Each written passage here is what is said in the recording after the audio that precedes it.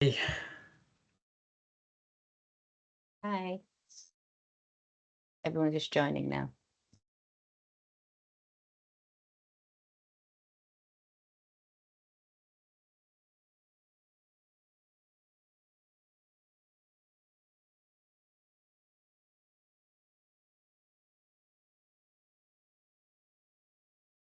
Is there a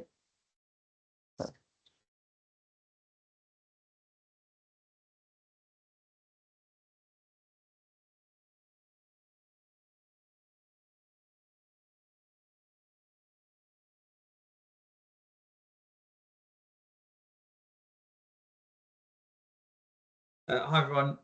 Well, I just got everyone's joining now, so we'll give everyone a couple of minutes to just log on, and then we'll make a start. Oh, have you all been muted? Um, we'll figure out a way to get you off mute by the discussion point, I yeah. think. Yeah, yeah. I don't think we can.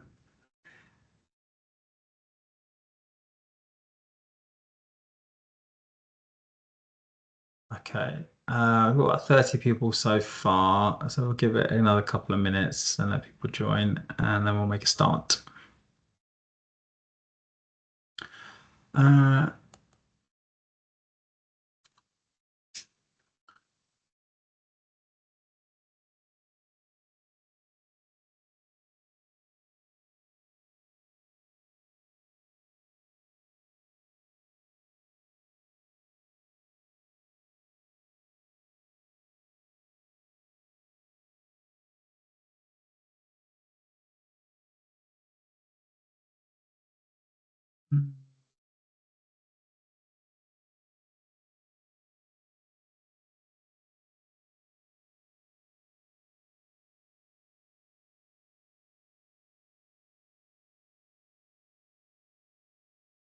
if you just change.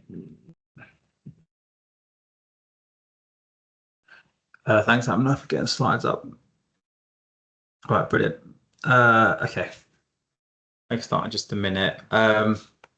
Just while we're waiting, just realised a couple of people to join before we just make a start. Amna, I don't know if Harriet's still on the call, but is there a way to change the settings, so everyone's For the cameras. cameras and mics, Yeah, so I people think are. Natalie, would you be able to change that setting? Yeah, I can try. So that they Thank can you. have cameras and mics off, please. Thank you.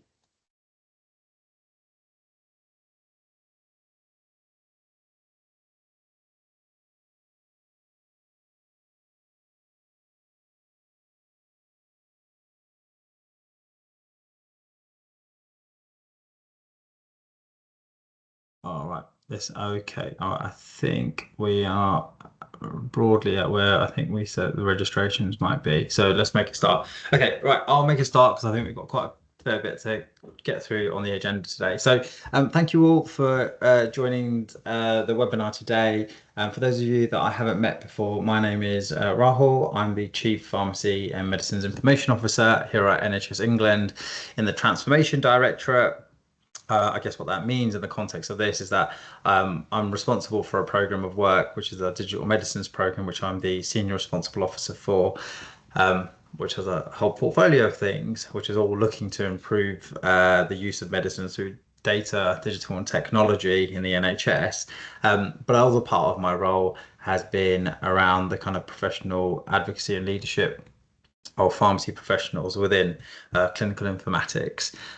So part of the work we've been doing more so over the last 12 months or 18 months with support from colleagues that are on this call and Amna, who's kind of provided a bit of help in NHS England on this, leading a project work to do work to try and create networks, improve visibility around pharmacy professionals, develop a plan for around the workforce, all things that are kind of in motion now, which I'm quite excited about. So this is I think a big part of the kind of the overall approach that we're taking.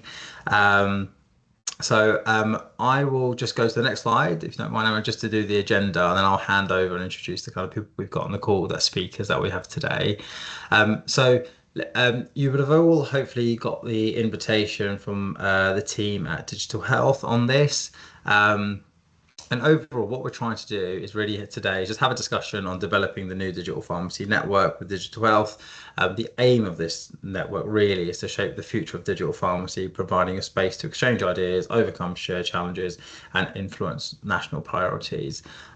We can be more precise on some of those objectives, and we can be broader as well. And I think there's points in the conversation to discuss all of that. So what we'll do, I'll do the quick welcome and I'll wrap up in just a second. Then I'll hand over to Ramandeep, that I imagine a lot of you know. She's a CCIO at University of Northamptonshire, but also is quite integral to where the Digital Health Network and pharmacy has got to up until now. And she'll give a bit of the kind of background to all of that. And then Amna, who I've mentioned, is the clinical fellow working with NHS England at the moment, who's done some kind of specific pieces of work around landscaping the networks. So there is something about talking about what we're talking about today of in the context of other networks as well, because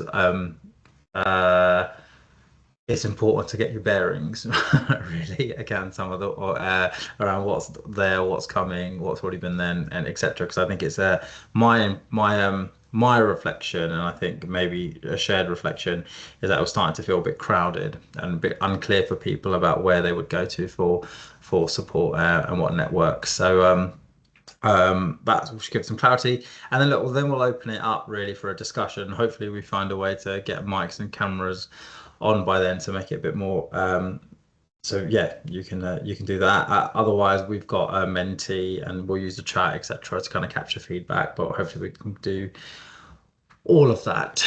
So, and then we'll try and wrap up with some next steps so that we're kind of clear what happens next after this. So as well as being a great conversation, we kind of all leave it with a bit of an idea about where we're heading. So hopefully that's all clear, and hopefully you've all kind of joined the right call. If you want to drop off now, do gracefully, but I think, but hopefully that all makes sense and there's something that you all want to be part of. So thank you again for joining. I'm going to hand over to Ramandeep in a second, who I think is sharing her own slides. So I'll let you stop sharing when you're ready. All right, Ramandeep, over to you.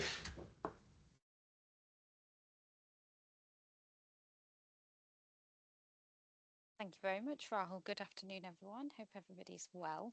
I am going to share my own slides, so hopefully this is going to work in a moment. Fingers crossed.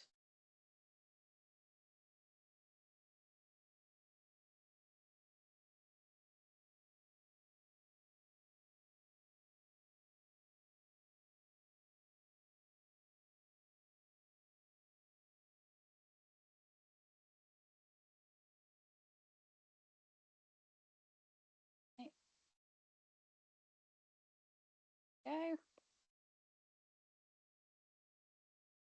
Can someone just confirm they can Yeah, see we can them? see them, Ramandeep. Brilliant. Thank you, Amna. Yeah, thank you very much, Rahul. Ramandeep, you're just not that clear. I don't know if your mic's not song. There you go. We are. That's a bit better. Brilliant. Fantastic. Yeah, much better. Okay, there's got to be some technical issue, hasn't there, on the call? Good afternoon, everyone. Thank you, Rahul, for the introduction.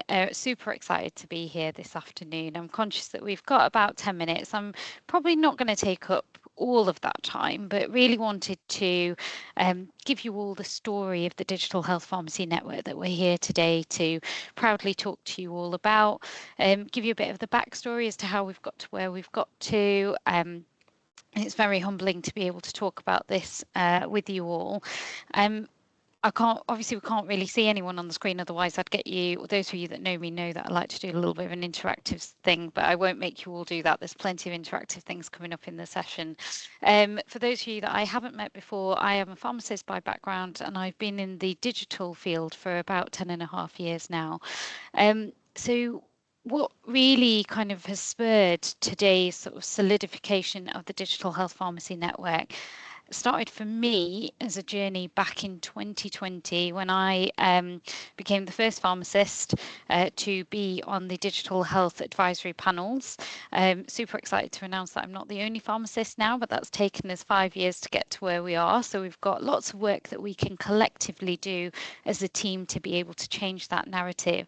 But many years ago, I really started with this whole thing of there has to be a way of bringing pharmacy to the fore, giving ourselves a voice as a team, bringing ourselves to the table. I think it's really important that we bring the voice of pharmacy professionals. And when I say pharmacy professionals, I truly mean the pharmacy professional as across the board, so not just pharmacists, but also our technicians, our medicines management assistants, anyone else that is working within pharmacy that absolutely would love either to have a career in digital or has an interest and a passion and flair for digital. I strongly believe that digital is at the heart of everything that we're going to be doing. We've seen that in the RPS plan as well, from looking at analog to digital. So it's really important that even if you're on this call today, this meeting isn't just about people who want to become a future chief pharmacy information officer, a chief clinical information officer. This is truly embodying every single person within our profession together. And I really want to kind of emphasize that, and I'm sure Rahul and Amna will say that that is kind of one of the golden threads that we really want to ensure comes out of today's presentation for you all. So many years ago, I set about with one of my good friends, who I don't know is on today, whether she can make today's call, but Sarah Thompson, who is like my pharmacy partner in crime, to really turn the digital vision and make people recognise that pharmacy needs to come to the table. Between Sarah and I and a group of allied health professionals as well, recognising that pharmacy colleagues are not allied health professionals. We're a different group in our own right, but we kind of came together as a real force and a collaboration to say, how do we find the untapped potential of digital health between AHPs and pharmacy? And we kind of did a lot of lobbying over the last 5 years to bring this to the forefront. So, as I said, my kind of vision for this started in 2020. The image that you've seen on the previous slide was the first opportunity at a national level that we had within Digital Health Rewired to be able to have a session, one session. So it started off with one session for AHPs and pharmacists to come together to give a presentation, which we did. And we've then been lobbying ever since to have more national influence, to be able to bring things to yourselves for at Digital Health Rewired and Digital Health Summer School and other things which I'm going to talk through in a moment. But in and amongst there, since 2020, a shout out to Rahul, who's obviously our first Chief Pharmacy Information Officer at NHS England, our post after Anne Slee. Had done an amazing job, and Rahul has taken that on, which is fantastic to see, and seeing pharmacy get that voice at the national level. And then also Amna, who we went to university together, and we were just reflecting on how we kind of 10 years ago would have probably never imagined to be on this panel here today talking to yourselves. So actually, you know, and Amna's done our Chief Pharmaceutical Fellowship scheme, and there's many others that are coming through from within pharmacy who are through that scheme and have actually taken interest in digital as well, which is fantastic to see. Between Sarah and I, we became the first pharmacist to write a chapter in the handbook for CCIOs, so please do go and have a look at that online if you'd like to. We also did some presentations at HET, and again, HET have never had pharmacists there, and you can see there's a group of us on this screen here, and these are all pharmacy colleagues that were there at HET together, and we did I was part of a panel with other national colleagues where we presented and really brought the voice of pharmacy to the forefront. There's other colleagues that have been involved in terms of bringing pharmacy to the forefront as well at both Digital Health Rewired and Digital Health Summer Schools, but also other groups, and which Amna's going to go on to talk a little bit about some of the other groups shortly. But the Faculty of Clinical Informatics, which is now being taken over by the work that's happening with the British Computer Society. So some of you may have seen some of that work, and there's a group of us that are heavily involved in that. That includes myself and Sarah, but also Amita, who is very passionate about digital health and is also part of the digital part of NHS England, and works with them to be leading the voice of pharmacy from that perspective, and Glenn Sang and John O'Bevan, who are some of my other pharmacy colleagues who have been heavily involved in promoting the Faculty of Clinical Informatics Digital Medicines Group and what is now the British Computer Society. We also managed to get ourselves a voice at the table at the BMJ Future Health Conference. And this, for me, what I really want to be able to showcase to you all today is, for us, the solidification of building the digital health pharmacy network isn't just about pharmacy, but it's about all the other healthcare professionals that we work with, and bringing that collaboration together and being able to foster that. So actually being able to filtrate through a nursing conference, a medical conference, an AHP conference, and really being able to bring our voices, being able to showcase that a patient's journey in an organisation doesn't just touch one healthcare professional group, and that's what's really important throughout this. There's many of us who have supported mentoring colleagues both within our pharmacy landscape, but also outside of pharmacy. And the Digital Health Pharmacy Network first established on Discourse a number of years ago, with myself and Sarah sort of starting that off, and Amna has very kindly picked that up, and hence the reason why we're here today, to be able to celebrate that, but also solidify that and make it more known to you, because I more than likely assume there's many of you on this call that perhaps don't know that that network existed, and so we really want to bring that to the fore, and so that more people can get involved. And for me, what's really important, as much as Sarah and I have embedded some of this right at the very beginning, that is really the very start of it, and we want yourselves as colleagues to feel empowered to be able to bring that through and come up with the ideas, approach us as colleagues to say, actually, I've got this really great idea, and then run with it, and us be able to support you with that, because we recognise that no matter how many groups we've got, it isn't possible to do everything through those groups. So we absolutely need yourselves as colleagues to be able to push that vision forward. And some of that vision came through at the Clinical Pharmacy Congress earlier on this year that some of you were at, where there was a dedicated roundtable on digital and what would a digital health pharmacy network look like, which is amazing to have had at Clinical Pharmacy Congress. Unfortunately, I couldn't have been there, being quite busy with a procurement of an EPR and a deployment of that this year. So I had to miss Clinical Pharmacy Congress, but know that it was in great hands to see the work that has come through there, which has allowed us to be here today to be able to talk to you about that. And what's great to see over the years, and I've got some pictures on the next slide, is how we've gone from what was a vision 5 years ago to bring pharmacy's voice to the table, to then have that one dedicated session at Digital Health Rewired, and then move that on from having one session to then being given a full day between Ewan and I. So Ewan is a physiotherapist by background, so a good friend of mine who is an AHP.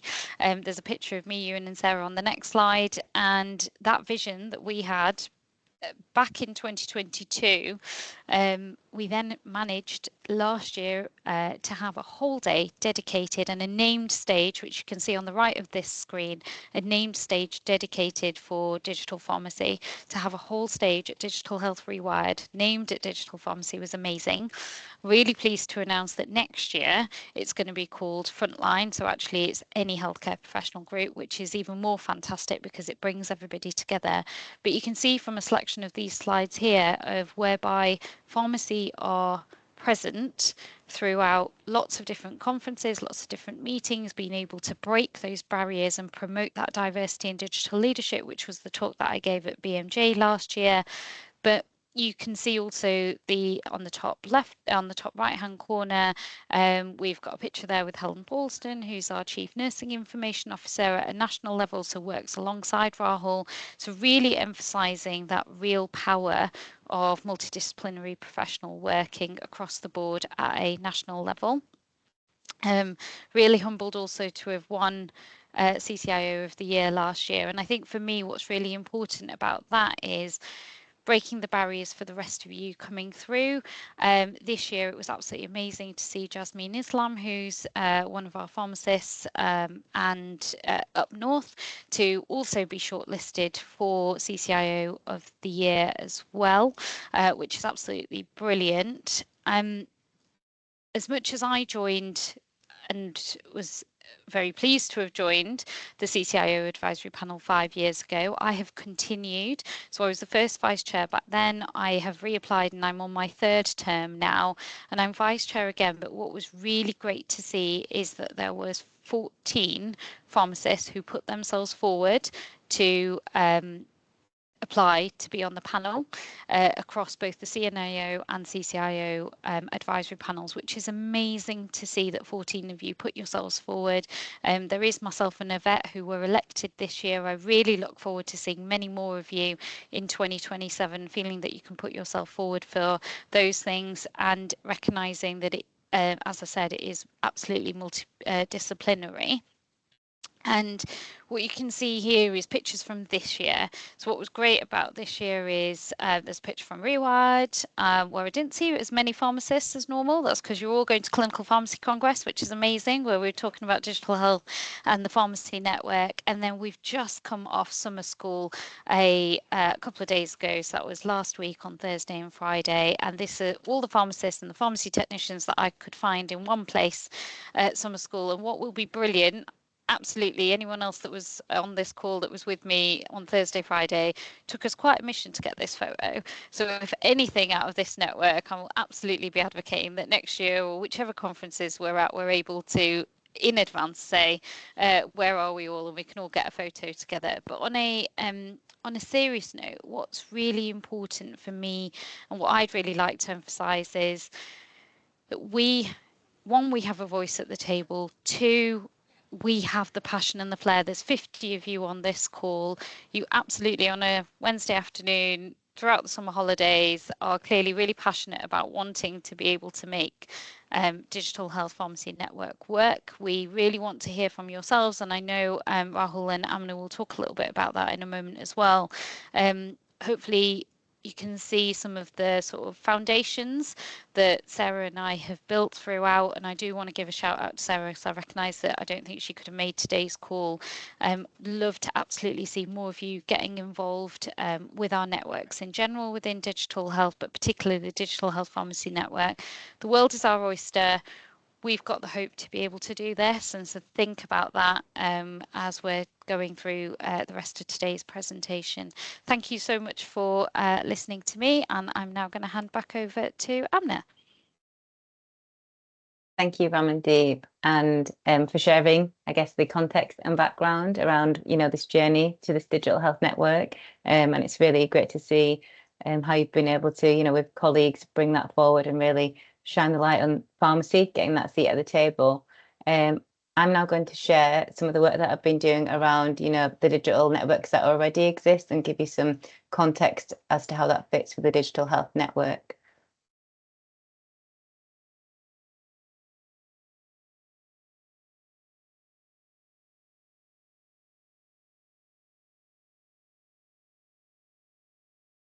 I'm assuming you can see the slides now. We can. Yeah. Great. Thank you. So as Rahul mentioned, some of the work that I've been focused on over the last year is around the pharmacy workforce and supporting the profession itself in having the digital skills and capabilities to deliver how we're going to use, the advances in technology within practice. And as part of that, I've had a look at what digital networks already exist. And on screen, you can see there's quite a number already, and they all have different purposes and membership, which I'll go into in the next slide. And as part of the work, the NHS England Digital Medicines Programme has created the Regional Digital Pharmacy and Medicines Network. So there, for each of the region, a network there to really build on that collaboration across organisations, to really support that sort of digital maturity and make sure that national priorities are embedded within local priorities as well. So in terms of some of the networks that exist, and I'll go through a few of these, there's the RPS Digital Pharmacy Expert Advisory Group, and the RPS's Digital Pharmacy Expert Advisory Group is there to act as, a source of expertise for the RPS in terms of how to inform policy and decisions and work plans. And this membership is open to RPS members, and it is there for those that are paid members as well. So it is a closed in that sense. We've got the FedIP, which Ramdeep already mentioned. There's a collaboration between leading professional bodies in healthcare and informatics. And again, the FedIP is multidisciplinary, and that aims to set the professional standards and register those that are interested in informatics so that they can be on the Qualified Practitioners Register. Ramdeep mentioned the BCS, Digital Medicine Specialist Group, which Amita chairs. And the aim of that group is to really be respected and recognised as a national voice for pharmacy and medicines in relation to informatics and for the informatics needs of all pharmacists and their patients. We've also got the School of Pharmacy Digital Community of Practice, and that will provide a network across the digital pharmacy profession in relation to how to support the inclusion of digital into undergraduate programs. And I know that they're working on an indicative curriculum for digital. And then another multi-professional group is CHIME, and that provides its members the access to a network of digital healthcare professionals. And again, it has accreditation programs, and it does actually offer scholarships, even though it is a paid membership. And the scholarships are available to all healthcare professions. And I know some people have actually undertaken the CHIME course via the scholarship programme. The Shuri network was one of the networks there to support women from ethnic minorities to succeed in their careers. They also offer fellowships, networking opportunities, podcasts and bursaries to support professional development. And that is actually free and open to all. Again, it's multi-professional. And then we have the Community Pharmacy of England IT group, and that brings together pharmacy representatives with IT policymakers and system suppliers. And that's really a group where they discuss new technologies and provide guidance for community pharmacy. And we have our supplier user group networks, and each supplier will have their own user group for collaboration and system optimization. And then moving on to artificial intelligence, there are more and more groups developing around this area as it's a topic of discussion right now. And this particular group is open to pharmacy professionals, data scientists, IT professionals, clinical safety officers, as well as others. The NHS Digital Leadership Academy, which a few of you may have already undertaken their digital leadership programme, that will support those that are in that cohort to develop and form their own network. And it also is more of a training resource to provide that material to pharmacy professionals who want to upskill in digital healthcare leadership. And then we've got the Association of Professional Healthcare Analysts, and that's focused on supporting and raising the profile of healthcare analysts. And it's multi-professional, and it does require a paid membership. And then we've got the Regional Skills Development Network, and this is regionally based, and they will offer different courses depending on where you are. And in particular, they have got an informatics course to support that sort of learning journey. And then there's the NHS Artificial Intelligence Ambassador Network, which is a learning forum for healthcare professionals who are starting their AI journey. And it's free to join. And again, it is multi-professional. So you can see there is a lot of networks that are already out there, and they exist, and they have a purpose depending on, what the audience or the user wants from those. And I guess the difference with the digital health networks is there's the opportunity, we've already established CCIO, CNIO and CIO networks to be able to have pharmacy, to have that voice and representation within digital health networks itself, because it's seen as a place of expertise where, national policies will seek some of the expertise from the digital health networks. And this is why it's really keen to make sure that we solidify what the aim of the digital health network for pharmacy will be and its purpose, as well as objectives.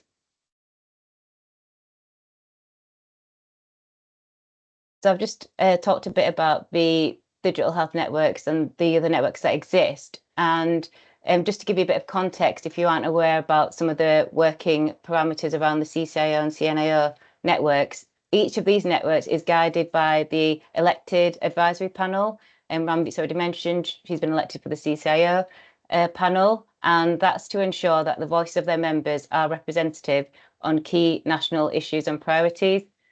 And each of those networks is committed to advancing the development of current and future digital leaders across all healthcare organisations. And the way that these networks have evolved, and it's really important to recognise they've evolved over time. They haven't always been in this sort of format. And the role of the advisory members are, there's a time commitment involved in that. They hold monthly virtual meetings and quarterly in-person meetings. And some of the other key responsibilities are around supporting the network objectives, around webinars, podcasting, writing articles. And they also do a mentoring scheme, which is a 6-month program where the advisory panel members would be supportive of that program. So I wanted to kind of highlight, I guess, how the existing networks work and bring this in our discussion to kind of think about how would we want the digital health network for pharmacy to kind of work in the future, or potentially what we want to look for as our sort of model for being a good functioning network. I'm going to first open it up for some discussion before we go on to the next part, to kind of hear people's thoughts on this. I'll just stop sharing a second. Thanks, Amna. Brilliant. Thanks, Amna. So, just to get things going, my view on these things is, I lots of people ring me to ask me what they should join because they're either new into the profession, they are not new, but they're only friends, they feel a bit isolated in this kind of space. Or I also get lots of calls from people who don't work in the NHS, that work in kind of industry or kind of organisations, who are pharmacists or pharmacy professionals. I think, and it's really helpful that we've got the mapping of all the networks so we kind of know what's out there. It's still quite, I don't know what others feel, but it always still feels a challenge to work out how to signpost people and what to suggest. And I guess there isn't one size fits all. I guess it's based on interest. But I don't know. Any thoughts on kind of how to navigate this? Are there too many? Are there not enough? Is it just about right? Or does it matter how many there are? Is this making it worse or kind of making it easier? They're the kinds of things that are going through my head, and not just me. I think that I'm just trying to maybe reflect some of the conversations that I've had with people, and that would be my kind of opening thing, not to you directly, but might be something that maybe people might help people think through. So how do you want to do this? Do you want to take people off mute, or come off and raise their hands, or did you want to how do you want feedback? Yeah, so I'm happy first if anyone wants to just, come off mute and come off camera to give any initial thoughts and reflections. We have got some Menti questions as well after this, but we're just keen to hear from people's thoughts on what's happened to date and where they could see it working in the future. Thanks. All right, any hands, any questions, anything in the chat, or anything from anybody on this?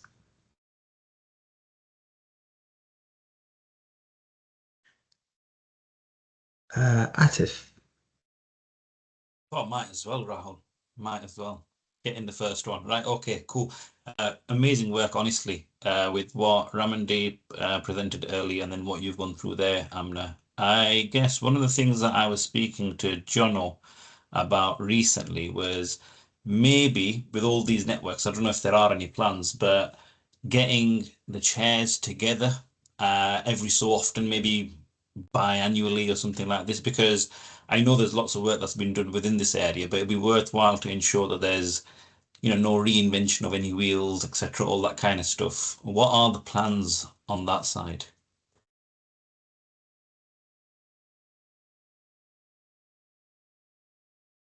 Do you want to come in, Val, on that one, and the networks? Because just to give some context at it, the work that I was doing to kind of understand what was already out there with the networks that exist was to kind of see if there is any gaps with what's already there for the profession. And in terms of your suggestion around getting the chairs together, potentially those that are chairs of these groups could, work together within that remit and portfolio. Yeah, I also think, just my kind of reflection, I think it's a good idea. Maybe once we work out the established kind of groups and having the chairs meet, it would be good kind of, cross fertilization of ideas. And it never works. these things always look really good on slides, but they never really kind of happen like that in reality. But if you can see a world where, you know, there is an overarching network, and then there are these kind of specialist groups and subgroups that focus on particular areas. You know, so people might have particular interest in a particular area depending on what they're working on or where their interests are, or what they're doing, and there's a group to focus on that, because as you all know, you're all converted, that, you know, digital isn't just one thing, is it? You'll have data enthusiasts, you'll have AI enthusiasts, etc. So it's a place for all. And I think what's kind of helpful is that there seems to be a bit of a tapestry of these networks already emerged. So it's hard to set these things up in some ways. You need a bit of activation and energy. It needs a good leadership. So it's something about encouraging and fostering kind of what's there, but almost also providing a proportionate level of energy and effort, because to have impact, sometimes having a few things that we can really all get behind and put a lot of energy behind would normally works quite well, where we're all a bit resource and time poor. So there's probably just trying to strike that balance. I will take Simon, then Ramandeep, and then James. Cheers, Rahul. I think Atie's spot on. There is a danger of dilution with so many groups, and I do think we need to look at where there are convergences. We don't want to be chasing too many birds at one go. We do need to actually focus our efforts in one particular way, whether that be in a community setting, whether that be in hospital setting. But we do need to look at convergence, and maybe we need to look at points of sort of strangulation within the sort of the patient. Oh God, I said the patient journey, haven't I? Yeah. Well, we need to look at sort of points at which the movement of patients through their journey is actually meets blockages. And one thing that we can't afford to do is, when we have these groups, is have silos of working which we can't see outside of. So you might need a bit of a rationalization to an extent. And one of the things that does concern me is everybody seems to be chasing the AI bubble. I hate to say it, but AI isn't going to be the be all and end all. And some of the things that I've actually seen within my organization, AI has sort of hijacked the digital bandwagon. But we need to have our ducks in place before we sort of go after the AI genie to an extent. They're my thoughts anyway. Yeah, that's really helpful. And that's really helpful. Thank you, Simon. I would just say on that last point on it, I mean, that's exactly the type of thing which I think would be a good output of a network that's focused in this area, that would help, you know, decision makers, other professionals understand how to navigate the kind of excitement in AI at the moment, and which is, you know, in a network like this would probably do something like that, or a network would do something like that. Ramandeep. Yeah, thanks, Rahul. Thanks everyone for your comments. I've sort of got chat task, so I've been reading the comments in the chat, and I think James, I think you just put your hand up actually, but I think you raised a really valid point around the granulation aspect. And actually, we, as much as we're introducing one, albeit that it was already there, just not like at everyone's forefront of their minds, as it were, it was what we're here today to do is go, actually, we know we've got pharmacy colleagues in this field and we need to bring their voices through. So even though we've got all those other networks, we need groups, we need to ensure that pharmacy have got that voice at the table without it becoming a repetition of what we've already got out there, and really bringing to the fore what do we want as a collective to be able to drive from a national perspective. And that's really important about the network, but also, as you said, around the roles, because for me, I started off as a EPMA pharmacist 10 years ago. Yes, I'm now Chief Clinical Information Officer, but as I said throughout my presentation, not everyone will be wanting to get to be a Chief Clinical Information Officer. There will be people that will want different roles within the digital health space, and how do we support that? So we have got some work that we're doing already, whereby there is a job description due to come out that is focused around the Chief Pharmacy Information Officer role. So that is due and will be coming out soon, and that will kind of give us that real, so there you go, that's kind of hot off the press news. But that will give us then the platform to go, okay, and what are the other roles that we also want to bring through within the digital health pharmacy space, whether that be for a technician, an assistant, a pharmacist, someone who wants to be a CCIO, or someone who wants to be a digital medicines pharmacist, for example. So I think it's just really important for me to emphasize that as well amongst this group, that we really want this to be that sort of cohesive place where people can go, right, we need this is missing, or actually I've got a real interest in clinical safety, but I'm a pharmacist, or I'm a pharmacy technician. Where do I go? Where do I get that information? Who are the other clinical safety officers that are in the pharmacy world, for example? And that's probably not as easy to find either in terms of some of that information. So some of this is about bringing that community together of people. And then one other thing, and Simon, yeah, you touched on it, as did I, around that patient journey. It's not just about the acute. So where is the piece around the primary care setting, the community setting, the GP setting, and all the pharmacists and pharmacy technicians that work across all of our different patient setting groups that don't often come together, because sometimes it can be quite silo and we think very much in our own zones. So how do we bring that together as well? And I think that was just really important for me to emphasize. I'm conscious that James has been waiting really patiently as well whilst I talk through that. Thank you. No, that's all right. Yeah, no, thank you for that. And yeah, you've essentially covered off what I was going to talk about, which was what I've written. Yeah, I mean, I think that, you know, the fact that we have all those groups, and I've screenshot that slide that had them all on because it was very well put together as almost like a resource to share with other colleagues. It's just a consequence, isn't it? Over time, someone has thought there's a gap here for something, so I'm going to create it. And I'm guilty of it. I was going to create some sort of national group at one point because I thought there was a gap, and then I realised it was already plugged. And I think that's because, you know, we're now getting to the place where, you know, with Rahul leading at the front and what have you, there's a national movement now to try and get this standardised. But it means we've got all these sort of disparate groups that have come up over time. The reality is, I couldn't join them all because I wouldn't have time to go to all those meetings.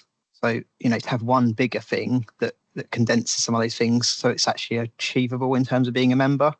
And maybe some of them will die away without meaning to say that in a bad way, but just that their value and their membership and attendance will die off because it gets consumed by some of the more national stuff, and that's fine.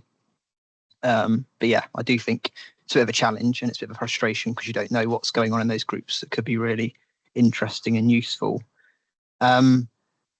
Yes, really good to hear that we've got some sort of CCIO job description coming through.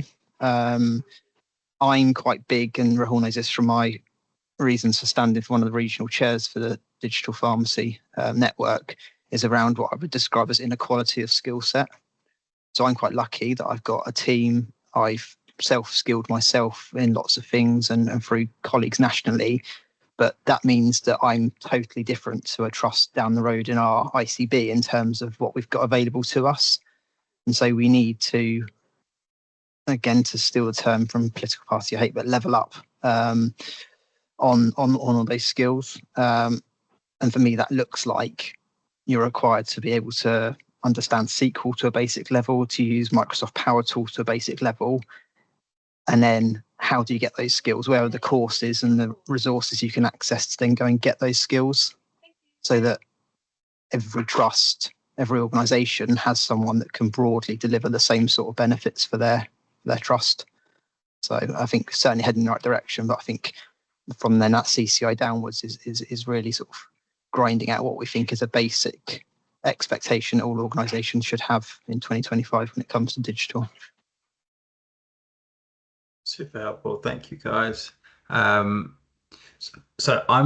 should we pause the conversation on the networks there, Amna, because we've got a couple of slides around kind of probably a good segue to what people are talking about, kind of what purpose, priorities, and how we kind of have an impact and make this all work well.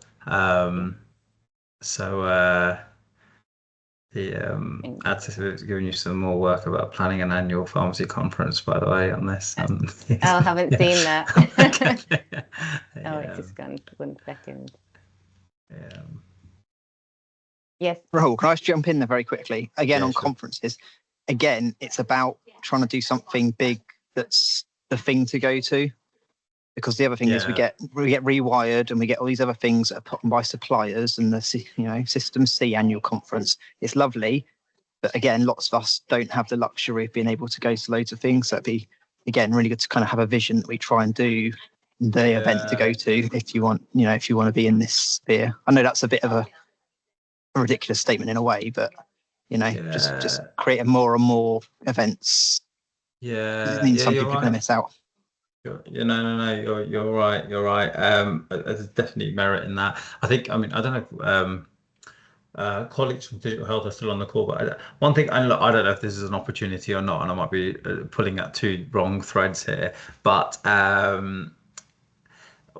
we hosted that roundtable at Clinical Pharmacy Congress because Closer Still Media are now supporting both Clinical Pharmacy Congress Pharmacy Show and Digital Health, so that we'll carry on. Let's see where we get to with this, but there might be an opportunity there. Maybe not as a new conference, but something about capitalizing on the fact there is a good attendance in the pharmacy audience who's Clinical Pharmacy Congress and there are interested parties in digital health. I think there is something that we could do. I'm not sure what it looks like, but there feels like there's an opportunity there that might be worth exploring to start with, and then I was just going to chip in, Rahul, and say I think it's really hard, and I'm sure colleagues will agree with me on the call, to get time away to go to conferences. So again, if you add another conference in, there's bound to be people that are going to miss out, or because their organisation won't pay, especially in the financial constraints that we have at the moment.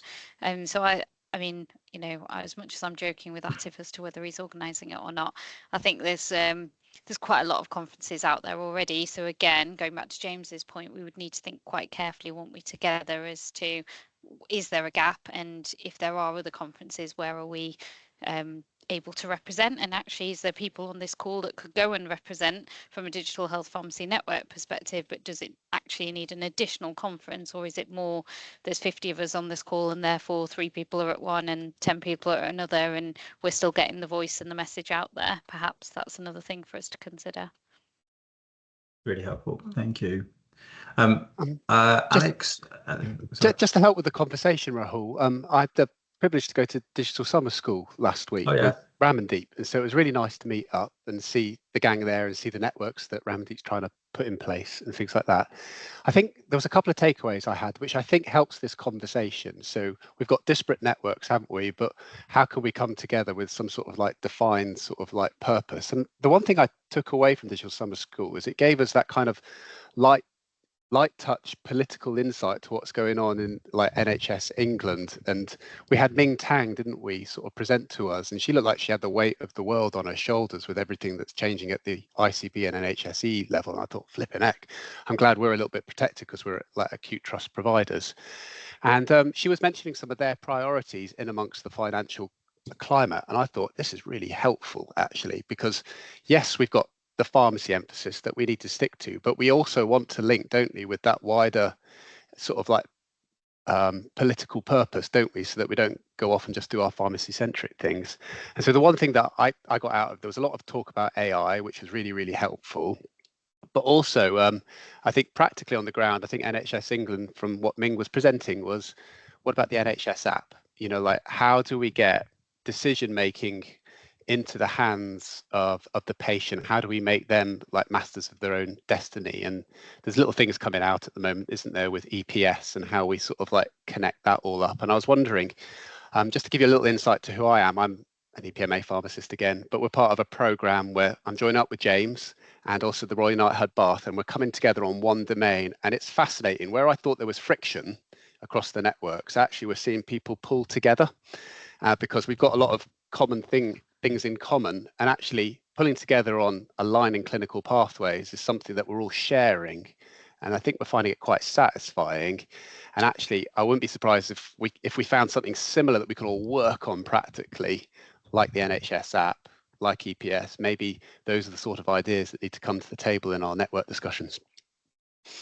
Yeah, really helpful. Thank you, Alex.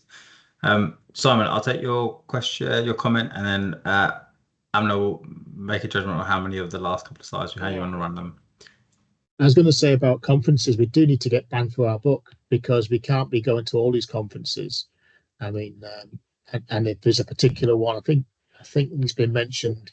James has mentioned it about the space for one big event for us. Yeah, that might be the case, because I think we do get diluted a little bit in our message, and some of our focuses might be slightly different to some of the other people who attended these conferences as well. So I don't know. It sort of goes against what Ramandeep was talking about in terms of getting our message out there by spreading ourselves a little bit too thinly. But we're not going to get released for a lot of these conferences, a lot of us, and some of our trusts, unfortunately. Thank you, Simon. Do you want to pull up where we are? Do we want to do the Menti, or do you want to kind of do it as a follow-up? How do you want to do it? I'll just share first these slides for what we proposed, the aim and sort of purpose of this network, and that might be quite good just to just have on the Menti, and anything that we don't get round to, we can do it as a follow-up email or like questions. Bear with me.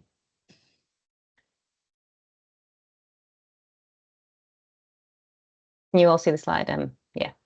Got the slide up. So in terms of, we've talked about how the other networks and digital health networks sort of their function, what their aims are. And in terms of for the pharmacy space, we kind of see the digital health network pharmacy as an opportunity, and we've had the discussion just now, to bring together the pharmacy professionals who are involved or interested in digital innovation to shape the future of digital pharmacy.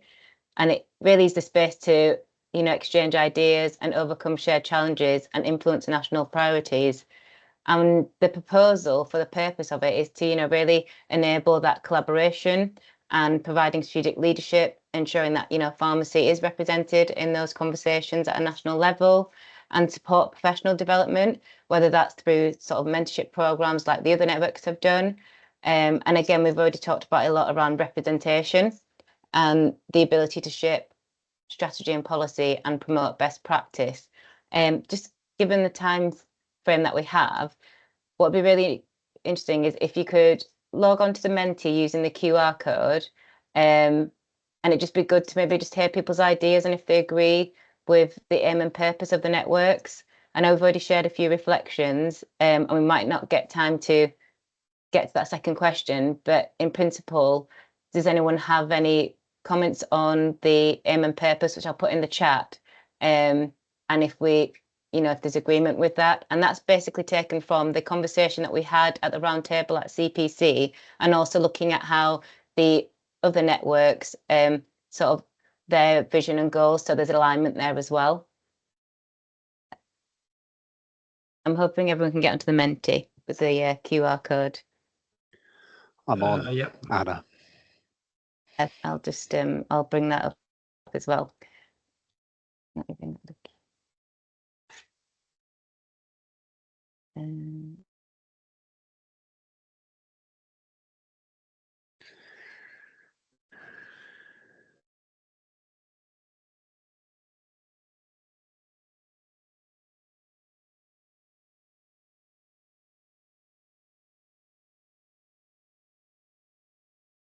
Should be able to see the Menti poll now. Yeah, we got that.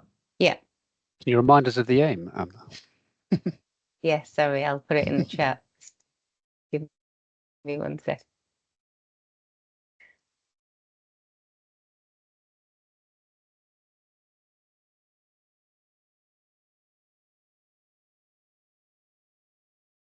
And I'll put the overarching purpose in as well, in the chat as well. Yes.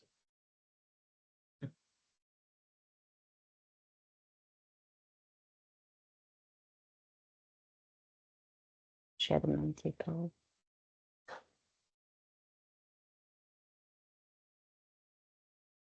I'll give everyone some time to actually process the aims and purpose. But if anyone does want to share any reflections on the proposal, feel free to come off mic or share any comments in the chat as well. Yeah, I wonder if it's also just because of our because badly chaired the time that we've had. So we could always add the QR codes in the chat if you want, and or just send them around following this. If people, I mean, I know there's a tall ask because to do this afterwards, but if you could got any other comments around aims and purpose, I think there's a lot that we've heard from this already, and what I'm hearing is something about bringing some of this stuff together that already exists, making it a bit clearer to people and how they could put the appropriate level of time and resource into these multiple networks and get the best out of it. That might be something that we haven't called out specifically. Probably what would be my reflection in these aims. The aims still feel like we're creating something new, whereas there's probably sounds like we're a bit more around consolidating and kind of amplifying what's already out there, and then maybe building on what's the gap. Dan. Yeah, no, thanks for that.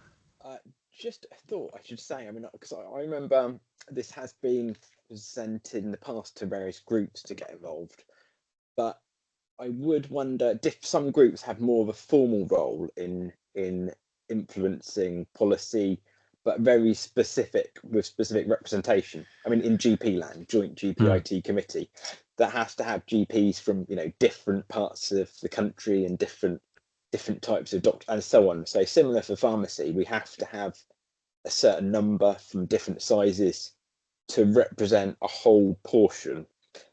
Whereas shaping policy, I don't know if say there's one pharmacist or that has a view and they speak on the networks, and does that shape a policy?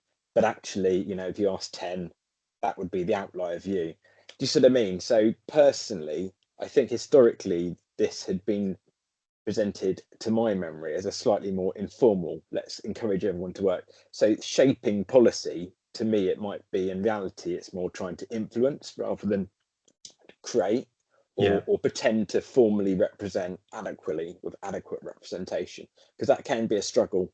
Because I've been a member of Digital Health Network for many, many years. I don't feed in that much directly, but sometimes monitor what's going on. So there might be a lot of people that are like that. So yeah, that's my thought on some of that.